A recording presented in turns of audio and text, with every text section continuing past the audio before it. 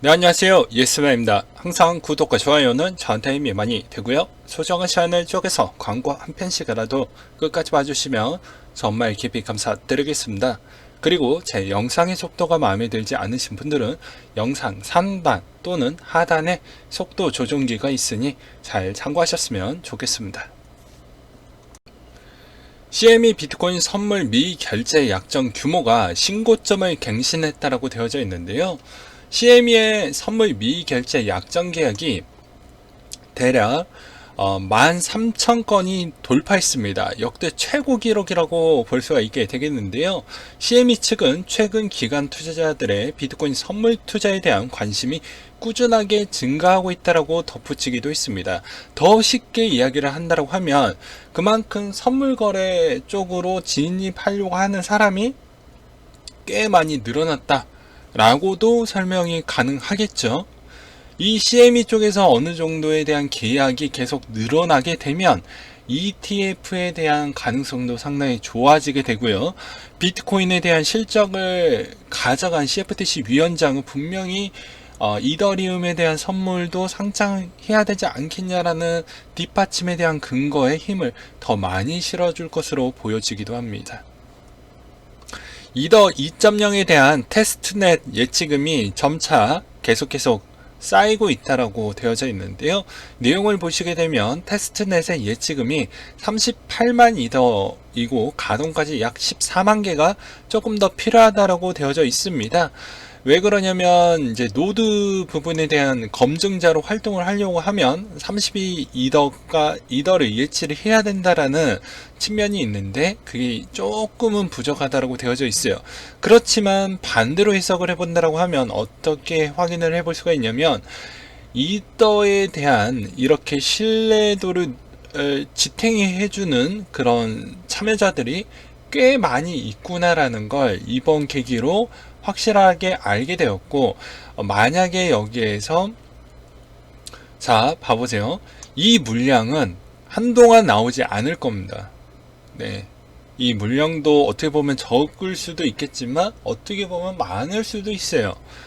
그렇기 때문에 그만큼 이더에 대한 가격은 더 올라갈 수 있는 지템목이 더 될 수도 있다라는 것이죠. 암호화폐 기업 디지넥스가 9월달에 나스닥 상장 추진을 한다라고 되어져 있습니다. 많이 암호화폐가 상장이 되면 우리한테도 뭐 나쁠 건 없어요. OK 쪽에서 이더리움 가치가 심각하게 저평가됐다라고도 이야기를 꺼냈는데요. 그분은 OK의 최고 전략 책임자라고 되어져 있습니다. 올 하반기에 암호화폐 마켓은 이더리움이 주도하고 리더할 것이다. 그리고 그는 이번 디파이 플랫폼에서 락업된 암호화폐 자산 규모는 올해 4배 이상 성장할 것으로 보여지고 투자자 입장에서는 디파이의 새로운 기회를 의미하게 될 것 같다 라고 이야기를 하기도 했습니다. 일본 중앙은행이 이번에도 디지털 화폐 발행 계획은 없다라고 이야기를 하면서 중앙은행 CBDC에 대한 준비는 또 필요하다라고 강조를 하기도 했습니다. 되게 이중적인 이야기를 하죠. 물타기 하는 겁니다. 우리 안 하는 척 하면서 뒤에서 하는, 이건 모든 정부가 똑같은 패턴입니다.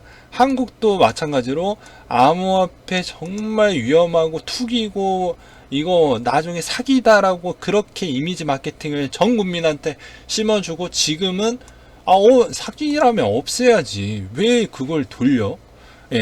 그래 놓고는 어정쩡하게 가다가 선진국 주변에 있는 분위기를 보니까 이건 좀 아닌 것 같은데 해가지고 세금 딱 붙여버리는. 그러니까 모든 국가들에 대한 그 어떻게 보면 발언은 고지곧대로 그걸 다 수긍해주고 그렇구나 라고 믿으시면 절대 안 됩니다. 또한 일본도 이런 거에 대한 준비를 한다는 의미는 이 데이터 하나로도 끝날 수가 있어요. 일본이 10대 수입국 기준으로 보게 되면 중국과에 대한 교력적 관계가 꽤 크다라는 걸 알 수가 있습니다. 그리고 일본의 10대 수출국 추이를 또 본다라고 해도 중국과에 대한 거래가 많습니다. 서로 역사적으로 보게 되면 우리가 맨날 정치인들이 맨날 역사 가지고 막 분탕질 하잖아요. 정말 역사적으로 서로 보지 않을 것처럼 하면서 뒤에서는 이렇게 무역을 원활하게 한다는 것 자체가 모순이지 않습니까? 즉 자국한테 이득이 되니까 어쩔 수 없이 이렇게 무역 거래를 하는 측면도 있지만, 그걸 조금 더 크게 보면 어쩔 수 없이 기술력도 갖고 있고, 그리고 내 자국과에 대한 그런 거리도 상당히 인접해 되어져 있고, 이런 여러 가지 측면을 고려를 했었을 때 마지못해 쓸 수밖에 없는 구도이긴 합니다. 그렇지만 정치인들이 맨날 이야기하는 그 역사, 그놈의 역사, 예, 그렇게 분탕질하는 그놈의 역사를 어그로 갬성을 끌어내면서 그런 짓거리를 좀 안 했으면 좋겠어요. 네. 그러면 애초에 무역 자체를 안 해버리면 되거든요. 그러니까 중국도 일본 엄청 싫어하지만 할 건 한다 라는 점, 그리고 말 그대로 중국은 깡패이기 때문에 실제로 CBDC 안 받으면 너 꺼져 이럴 겁니다. 100%. 왜냐면 지금의 중국의 행동을 한번 보십시오. 그러면 답 나오겠죠. 그럼 일본만 아쉬울 것입니다. 왜? 중국은 다른 루트를 통해 가지고 한국이라는 쪽하고 거래를 더 늘려버리면 되기 때문이죠. 그러니까 어쩔 수 없이 CBDC는 할 수밖에 없는 방향성으로 간다라고 보시면 될 것 같습니다. 또한 중국의 외교부가 청두 주재 미 총영사관을 폐쇄 통보하기도 했었는데요. 이 내용을 보면서 어떻게 알 수가 있냐면, 봐보세요. 미국이 일단은 미국과 중국 서로 간에 대한 이제 미국은 선거 시즌이 가까워지고 있고, 중국은 그거에 따라서 움직이지 않으면 우리가 또 졌다라는 이미지가 또 바뀔 수가 있다 보니까 상당히 대응을 하고 있는 실정인데요. 실제 중국은 지금 아무도 도와주지 않는 실정입니다. 그 이유 중에 하나는 인도와에 대한 또 토지 싸움, 예, 영토 싸움, 그리고 해상으로도 해상 영토 싸움을 하고 있어요. 그래서 아시아 쪽에서는 다 싫어합니다. 그래서 편은 안 들어 주어도 중국에 있는 돈은 또 어떻게 보면 자국의 이득을 위해서 필요하기 때문에 이 주변에 있는 아시아 쪽에 있는 국가들은 다 CBDC에 대해서 테스트를 하고 있는 실정입니다. 그리고 금융 허브에 있는 스위스, 싱가폴 이런 쪽 엄청 빠르게 하고 있는 실정이죠. 그런 것만 봐도 알 수가 있다라는 점입니다. 또한 7월 25일자에 나왔던 기준으로 내용을 보시게 되면, 미국에서 중국의 스파이로 활동했다라고 자백을 했다라고 해가지고 또 이걸로 인해서 또 미국은 또 명분이 또 세웠죠. 그래서 더 압박을 많이 쓸 수 있을 만한 카드가 여러 가지가 꽤 생겼다. 즉, 이 말의 의미는 최근에 금값이 많이 올랐던 이유도 이런 미국과 중국과에 대한 관계도가 별로 좋지 않다 보니까 금값이 꽤 많이 올랐다라는 거. 그러면서 상대적으로 갭 차이가 많이 나니까 비트코인도 어느 정도 그 영향을 끼쳤다라는 이야기도 꽤 있습니다. 그래서 대선에 가까워지면 질수록 금값이 얼마만큼 올라가는지 우리는 체크를 해봐야 될 것 같고, 상대적으로 신흥국이나 그리고 중국 같은 경우에도 이런 불안 요소가 계속 가중치가 되면 아마 탈중국을 하려고 하는 그런 중국인들도 꽤 늘어날 것으로 보여지기 때문에 비트코인 쪽으로 많이 들어가든지, 또는 스테이블 코인 쪽으로 들어갈 확률이 꽤 높다라고 저는 그렇게 최근에 비트코인 방향성이 이렇게 좋게 나왔던 이유도 이런 영향성이 좀 있지 않겠냐라는 생각도 들어보기도 했습니다. 한 애널리스트가 전 세계 비트코인을 원한다라고 되어져 있는데요. 나이지리아, 인도, 케냐, 남아프리카 공화국, 가나, 필리핀 부분을 보게 되면 그만큼 P2P 거래가 상당히 늘어났다라고 해가지고 케빈 루크가 본인의 트위터를 통해 가지고 이 내용을 또 공개를 했죠. 이것도 제가 누누이 설명을 드리기도 했습니다. 자국의 통화량이 박살이 나거나 자국의 경제가 박살이 나서 IMF 자금을 받고 있는 나라들이 거의 다 대부분 많이 사용을 하고 있더라. 그랬는데 이렇게 많이 늘어났는데 왜 실제 암호화폐에 있는 상승을 이때는 주도하지 못했냐 라고도 볼 수가 있습니다. 왜냐면 18, 19 시즌 때부터 늘어난 거는 사실이거든요. 18, 19년도 시즌 때부터. 근데 왜 그러냐? 선물이 주도하고 있는 시장이기 때문에 어쩔 수가 없다라는 겁니다. 그리고 이 P2P 자체로 인해서에 대한 거래량이 활성화될 수는 없죠. 예. 패럴렉스 디지털 창업자가 금 시총의 일부는 비트코인의 잠재적 시총이다라고 또 주장을 내놨는데요. 본인의 트위터를 통해 장기적인 관점으로 볼 때 금의 시장이 산업적인 수요를 넘어선 시가총액 부분은 비트코인의 잠재적인 시가총액이라고 말을 했고, 분할성, 휴대성, 식별성, 희소성을 보았을 때는 기타 자산보다 월등하다라고도 주장을 하기도 했습니다. 한 커뮤니티 쪽에서 비트코인의 장점과 단점에 대해서 잘 정리했던 내용을 볼 수가 있게 되겠는데요. 여기서 또 보게 되면 블록체인 시장의 모순이라고 있습니다. 정보의 빈부격차. 저도 이건 공감을 해요. 불투명한 자금 운용. 이것도 뭐 모네로 생기고 뭐 익명성 코인 생기면서 그렇게 됐죠. 그리고 불투명한 커뮤니케이션도 또 실제로 시장을 조장하는 그런 마케팅 역할로도 꽤 일어났기 때문에 그런 측면으로 좀 피해를 본 사람도 꽤 있다라고도 볼 수가 있게 되겠습니다. 퍼블릭 블록체인에 대해서 또 특징을 또 적어 놓은 게 있는데, 보게 되면은 뭐 이런 내용이 있다라는 것만 좀 보셨으면 좋겠고, 한계점을 보게 되면 뭐 거래 검증 주체와 비용에 대한 낭비, 그리고 확장성, 프라이버시, 그리고 읽기 쓰기 권한, 익명성, 해킹 위험, 그리고 대체 가능한 문제, 가치의 변동성, 그리고 결제 완결성, 거버넌스를 꺼냈고요. 암호화폐 투자 시 고려해야 될 부분은 거래소가 존재하지 않더라도 암호화폐를 보유할 유인이 있는지를 좀 체크를 하셔야 될 것 같고, 그리고 프로젝트 활용도와 연계된 암호화폐 가치가 비례하는가, 그리고 대량 보유할 경우 얻을 수 있는 추가적인 부분이 꽤 클 것인지를 좀 많이 비교를 해봤으면 좋겠다. 그리고 장점을 보게 되면 보안성, 낮은 이체 수수료, 물론 급등을 많이 하면 이체 수수료도 비례하면서 높아지죠. 그리고 투명성, 익명성 부분을 꺼냈고, 계좌 편의성, 수량의 리스크 해지, 유동성, 사모펀드, 부동산, 예술품, 그리고 단점을 하면 가치 변동성 부분, 그리고 인식부재, 비상용화, 관리의 어려움, 그리고 해킹을 또 꺼내기도 했습니다. 비트코인에 대한 채택을 위한 5가지를 보게 되면 규제가 필요하고 변동성이 좀 줄어야 되고, 실용성과 사용성, 그리고 보안, 이해도가 좀 필요할 것 같다. 이런 내용이 있었는데, 댓글의 반응성은 상당히 글의 내용의 퀄리티가 상당히 좋다라는 평이 꽤 많이 있었습니다. 네.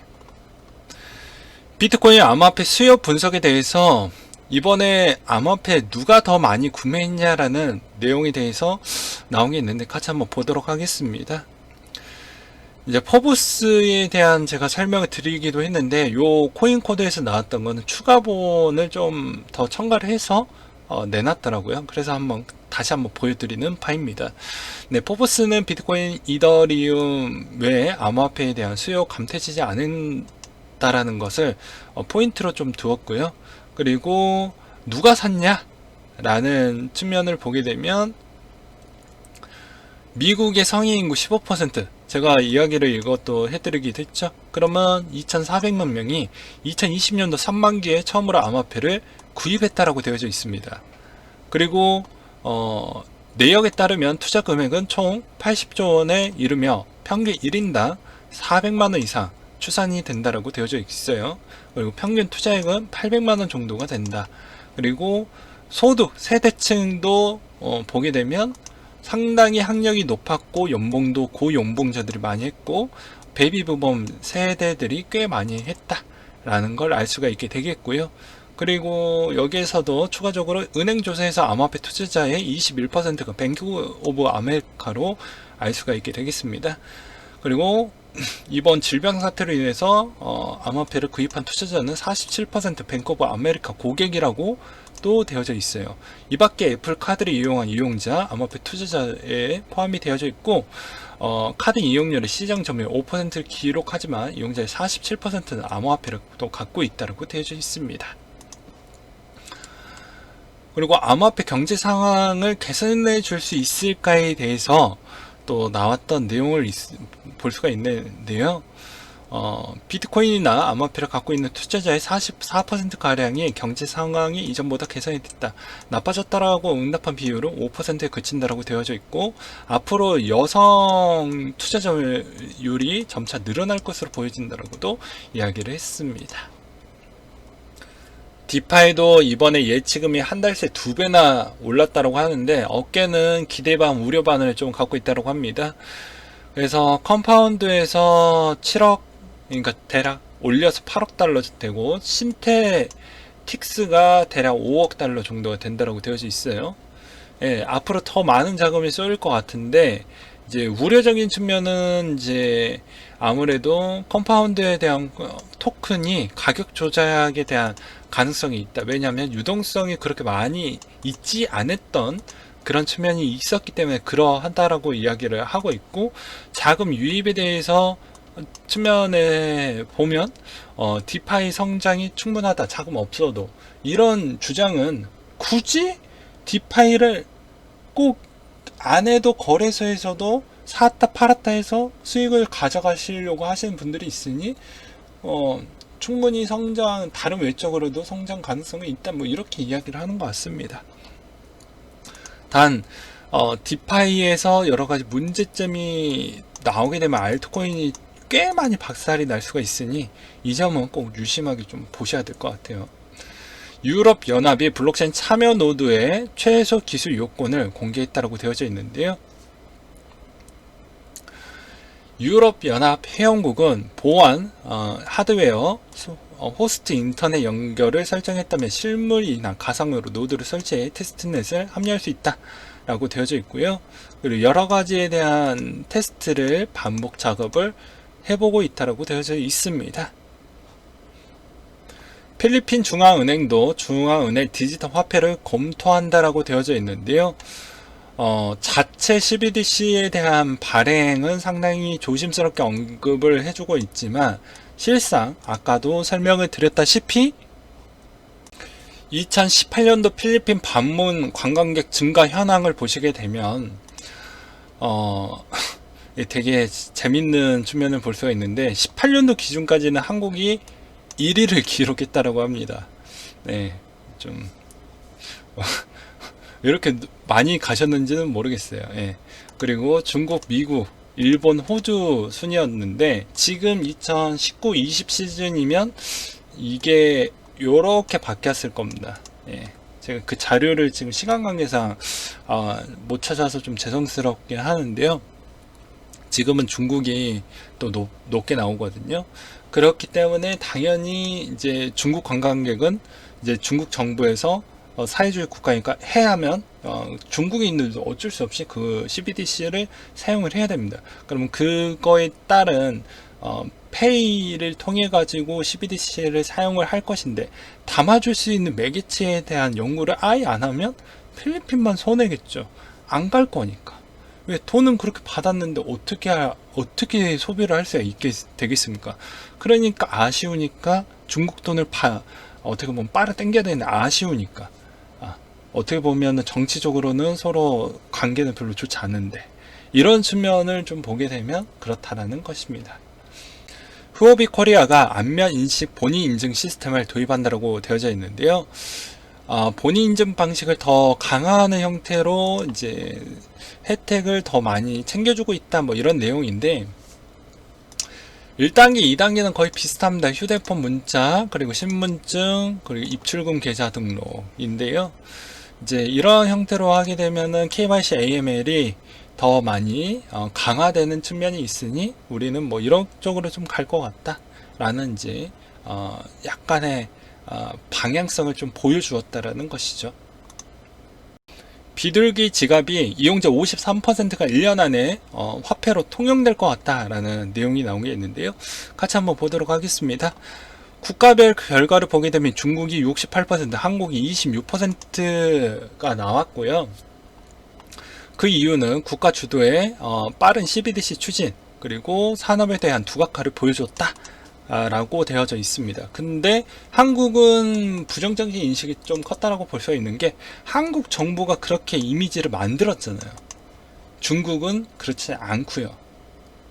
그리고 중국은 그럴 수밖에 없는 게 소비 결제 트렌드가 다릅니다. 알리페이를 벌써 정착화 시켜버렸죠. 그러니까 굳이 종이 화폐가 필요 없다라는 인식이 이미 전 국민 대상으로 벌써 습관화가 되어져 있고요. 그리고 위조 지폐라는 그 측면 때문에 오히려 그게 더 빨라졌다라고 볼 수가 있습니다.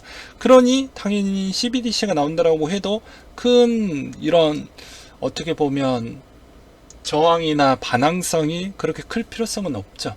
그리고 또한 한국을 보게 되면 약간의 이제 거리감이 좀 커졌던 이유 중에 하나는 그럴 수밖에 없는 게 정부가 그만큼 안 좋은 인식을 많이 심어줬고, 두 번째로는 카드 이용자에 대한 점유권을 과거의 과점유권을 가져갔기 때문에 이걸 단기간에 네이버나 카카오가 페이 진출을 했는지 꽤 시간이 지났음에도 불구하고도 그 이상 점유율을 뺏어가지 못하고 있는 실정입니다. 그리고 그 페이 쪽에서도 그만큼 많이 못 뺏어갔던 이유도 전금법 때문에 그렇죠. 전자금융법. 왜냐면 한도를 늘려줘야 더 많이 쓸 수가 있는데, 그렇게 되면 기존의 카드사와 뭐 여러 가지 이해관계가 있기 때문에 법적인 규제 부분에 대한 툴을 좀 수정할 필요성이 있는데, 그게 이제 막 진행이 되어가고 있는 실정이다. 그리고 아직 어르신분들은 휴대폰에 대한 활용도가 좀 떨어지다 보니까 그런 측면을 보았을 때 약간에 대한 자기가 불편함을 가질 수도 있다라는 그런 측면도 좀 많이 반영이 돼서 좀 저조하게 나오지 않았나 라고도 생각을 해볼 수가 있게 되겠습니다. 네, 오늘은 여기까지 준비를 했고요. 항상 여러분들한테 힘이 되고 도움이 되는 예스맨이 되도록 하겠고, 이상으로 마치도록 하겠습니다.